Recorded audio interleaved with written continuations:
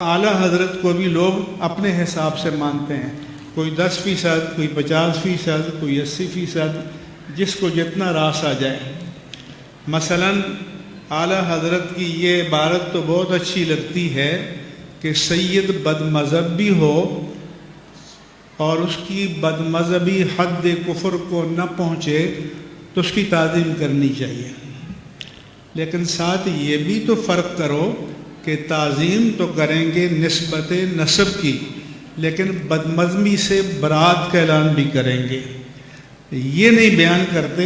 امام اہل سنت نے فتاوی رضویہ میں یہ بھی لکھا ہے ساتھ کہ اگر کوئی بد مذہبی ہے، بد عقیدگی ہے، بد عملی ہے تو اس سے برات کا بھی اعلان کریں گے، کیونکہ اگر علی الاطلاق آپ تعظیم کریں تو لوگوں کو تو یہ پتہ چلے گا کہ ان حضرت کی جتنی حرکتیں ہیں یہ سب قابل تقلید ہیں۔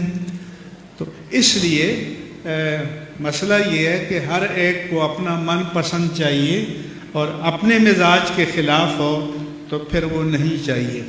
وہی کہ جو علامہ سعیدی صاحب کو مسلک کی میزان پر پرکھ کر باتیں کرتے تھے، آج وہ تفضیلیت اور مترفضہ کا جو سلسلہ ہے اس میں انحراف کر رہے ہیں۔ یہ سب علماء موجود ہیں یہاں پر۔